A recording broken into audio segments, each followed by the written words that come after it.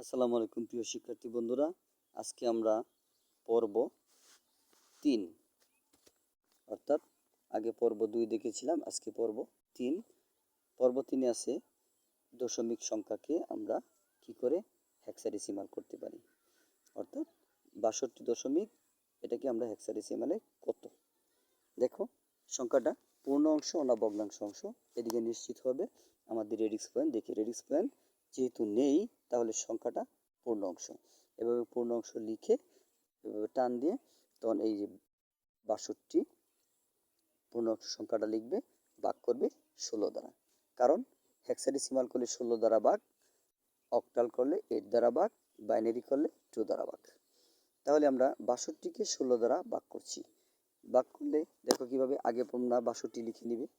আগে হলো 62 হচ্ছে 6 এই যে 6 ভাগ তারপর হলো 16, এই যে তারপর হলো 16 সমান সমান কত আসলো, রেজাল্ট কত আসলো, এই দেখো এই যে 3 রেডিক্স পয়েন্ট পরে ভগ্নাংশ অংশ। এখানে 3 হবে ভাগফল, তাহলে এই যে এখানে 3 লিখতে হবে, এই জায়গায় এই যে এই 3 লিখবে এখানে।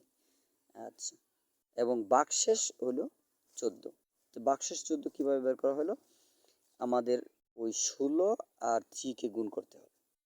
16 আর 3 কে গুণ করলেই যে রেজাল্ট আসবে ওই রেজাল্টটা এই 62 থেকে মাইনাস করলেই আমরা ভাগশেষ পেয়ে যাব। তাহলে এই 62 হলো বাহ্য, আর 16 হলো বাজক, আর 3 হলো ভাগফল, আর 14 ভাগশেষ।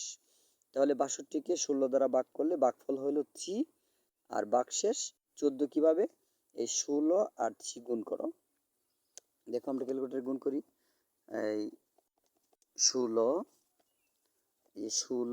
গুণ 3, এই যে 16 গুণ 3, এই যে আমরা লিখলাম 16 গুণ 3, এখন সমান সমান কত পাওয়া গেল, 48। ঠিক আছে, আমরা 48 পেয়ে গেলাম। এই 48কে আমার কি করতে হবে, এই 62 থেকে মাইনাস করতে হবে। দেখো আবার 62, এই যে 6 এই হলো 62 মাইনাস 48, এই যে 48 মাইনাস সমান সমান কত আসলো, এই 14। এই আমরা পেয়ে গেলাম ভাগশেষ 14। এখন এই 3কে আবার 16 দ্বারা ভাগ করতে হবে। এখন 16-র তুলনায় 3 কিন্তু ছোট, ভাগ যায় না, যখন না যাবে তখনই 0 বার। ঠিক আছে, আর ক্যালকুলেটরে দ্বিতীয় পর্বে দেখানো হয়েছে, আবার দেখাচ্ছি। দেখো আমরা 3কে ভাগ করি 16 দ্বারা। প্রথমে লিখবো আমরা 3, এই যে 3 লিখবো, এই যে 3 আসছে, তখন ভাগ চাপবো, ভাগ করি, এই যে ভাগ চাপলাম, ভাগ পরে 16 লিখলাম, এই যে 16, এই যে 16, হ্যাঁ 16 লিখলাম, সমান সমানে যাও, সমান সমান। দেখো এই যে কত আসছে, এই যে 0 আসছে, দেখছো ভাগফল 0 আসছে, এই জন্য এই যে এখানে 0 লিখবি।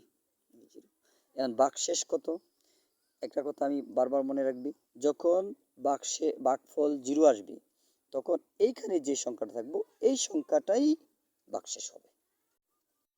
ঠিক আছে, এটা ভাগ গুণ করে চেক করে পরীক্ষা করার দরকার নাই, সোজা কথা। এখানে যখন 0 আসবে তখন এখানে যা থাকবে তাই ভাগশেষ।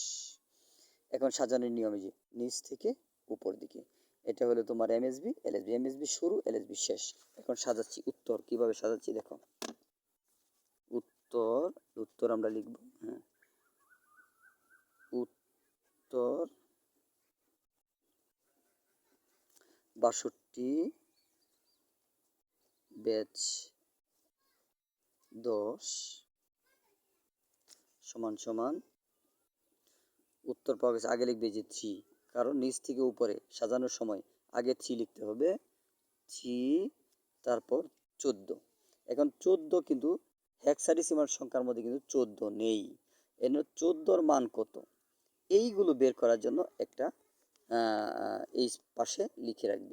যেমন হেক্সাডেসিমাল কিন্তু 0 থেকে 9 পর্যন্ত, পরে আর পরে হলো এ, তাহলে এ হলো তোমার, হ্যাঁ এর মান হলো 10, এর মান হলো 10, এর মান 10। তাহলে বির মান এভাবে সবগুলো বের করবে। এই যে বির মান, এই যে বির মান হলো কত 11, সির মান 12, ডির মান 13, ইর মান 14, এফ এর মান 15। এইভাবে লিখে নিবে, তাহলে তুমি সহজে বুঝতে পারবে এখানে 14 মান কত। দেখো 14 মান কত, এই যে 14 মান কত ই। তখন এই জায়গায় ই লিখে ব্র্যাকেটে লিখ দিতে হবে ই, এভাবে ব্র্যাকেটে ই লেখা থাকবে। তো এখন উত্তরের সময় যখন তুমি এখানে 3 লিখলে, যে এখানে 3 লিখলে, এখন এখানে কি 14 লিখবে না, কারণ 14 তো হেক্সাডেসিমেলে নেই, ই আছে। এই ই লিখবে তুমি এখানে, ই লিখে ব্যাচ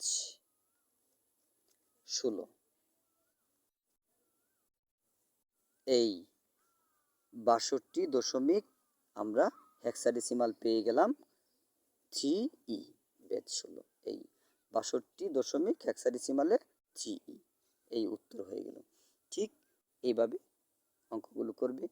তাহলে আমরা পর্ব 3 এভাবে পূর্ণ অংশ থেকে আমরা কি করে এই বাইনারি করা যায়, অক্টাল করা যায়, হেক্সাডেসিমাল করা যায়, এভাবে শিখলাম। সামনের আমরা চতুর্থ পর্ব থেকে আমরা শিখব দশমিক সংখ্যার ভগ্নাংশ অংশকে কি করে বাইনারি, অক্টাল, হেক্সাডেসিমাল করা যায়। ঠিক আছে ইনশাল্লাহ, খুদা হাফেজ।